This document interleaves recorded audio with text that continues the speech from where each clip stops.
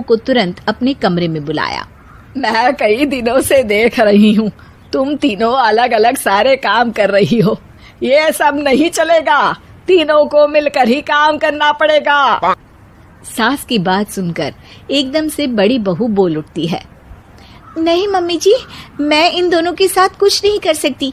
मैं इस घर की बड़ी बहू हूँ, फिर भी ये मेरा कहना बिल्कुल भी नहीं मानती। अरे जेठानी जी, जानबूझकर मुझे डबल काम करवाती है आप, और छोटी मुझसे टेढ़े मुंह ही बात करती है। इन दोनों के बीच हमेशा सैंडविच बन जाती है मेरी, और मैं हमेशा आलू की तरह बीच में मसली जाती हूँ। मम्मी जी, इन दोनों को लगता है कि मैं छोटी हूँ तो इनके पैरों तले दब जाऊंगी, लेकिन नहीं, मेरा भी उतना ही अधिकार है जितना इन दोनों का है। बड़ी आई दोनों मेरी चुगली करने के लिए, मुझे क्या कम समझ रखा है। तीनों बहू एक दूसरे से बहस करने लगती है और सास दोबारा ये देखकर टेंशन में आ जाती है और सबसे कहती है, चुप हो जाओ, अब से तुम तीनों सारे काम एक साथ करोगी, आंख बंद करके एक दूसरे की बात सुनोगी।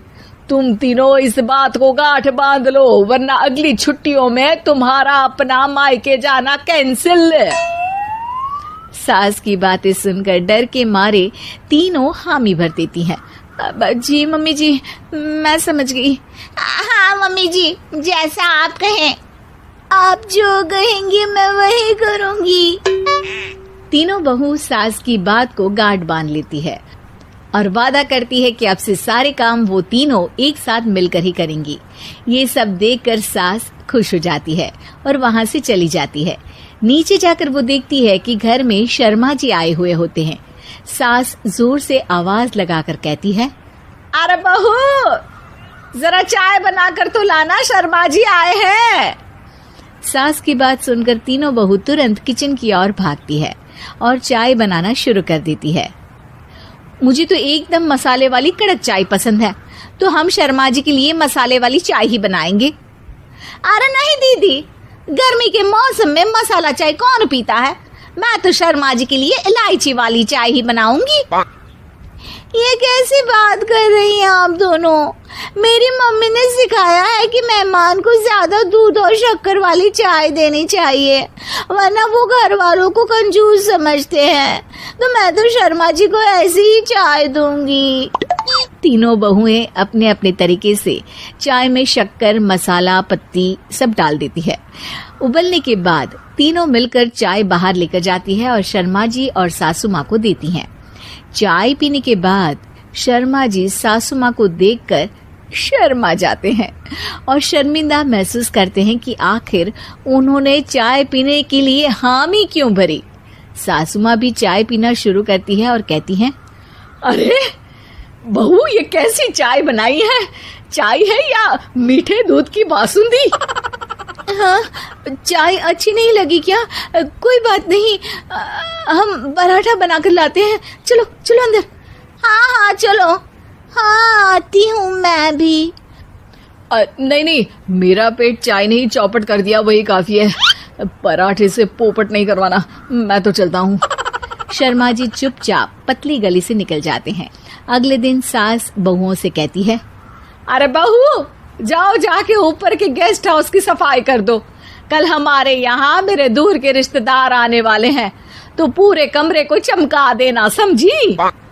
तीनों बहू सास की बात को मानकर ऊपर सफाई करने चली जाती हैं और तीनों कमरे की सफाई चालू कर देती है। बड़ी बहू मकड़ी के जाले साफ करती है, तो बीच वाली झाड़ू लगाना और छोटी वाली सर्फ डालकर जमीन धोना शुरू कर देती है। अरे दीदी, जेठानी जी, अभी मैंने पूरी फर्श धोई और आप फिर से धूल नीचे गिरा रही हैं।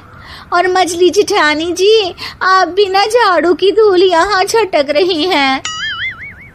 अरे तीनों को साफ करना है, एक साथ सफाई करते हैं ना। अरे वही तो, हम साथ साथ हैं, घर साफ साफ है। तीनों बहू ऐसे ही काम में उलझ जाती है और 2 घंटे तक एक ही कमरे की सफाई करती रहती है।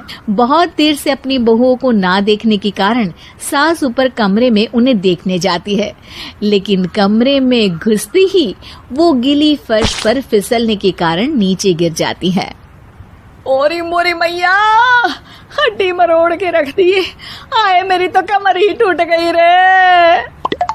तीनों बहुएं सास को उठाती हैं और बिस्तर पर सुला देती है। अरे मेरे हाथ पैर दर्द कर रहे हैं, दबा दो आराम मिलेगा। हाँ जी माँ जी। अरे जी माँ जी, जी माँ जी। और तीनों बहुएं एक साथ सास के हाथ को दबाना शुरू कर देती हैं। माँ की तो चीख ही निकल जाती है और नतीजा ये होता है कि सास के बचे हुए शरीर में भी दर्द उठ जाता है। हाय राम, ये क्या कर दिया तुम तीनों ने। अरे मेरी तो किस्मत ही फूटी है कि तुम जैसी बहुएं मुझे मिली। हे भगवान, पूरे शरीर में दर्द बढ़ गया है। अब तो पता नहीं कि चल भी पाऊंगी या नहीं। माफ करो, मुझे गलती हो गई मुझसे कि तुम तीनों को एक साथ काम करने के लिए बोला। सोचा था तीनों मिलके अच्छे से काम करेगी, लेकिन बड़े बुजुर्ग सही कहते थे कि 3 तिगाड़ा काम बिगाड़ा। तुम लोगों ने ये बात ना आज साबित करके दिखा दी। तुम तीनों को तो समझाना यानी मानो भैंस के आगे बीन बजाना है। तुम्हें अकेले अकेले काम करना है ना, तो अब से तुम अकेले ही अपना अपना काम करो। तीनों बहुएं वहां से जाने लगती है। अरे कहाँ जा रही हो? आप ही ने तो कहा कि अपना अपना काम तो मुझे मुल्तानी मिट्टी लगानी है। अरे मुझे भी तो नेल पॉलिश लगानी है। मुझे ना मेहंदी लगानी है। सास अपना सर पीट लेती है और कहती है, अरे मुझे भी लगाना है कुछ। क्या माँ जी? क्या माँ जी? क्या माँ जी? तुम्हारे घर वालों को फोन तुम्हारी हरकतें बताने के लिए।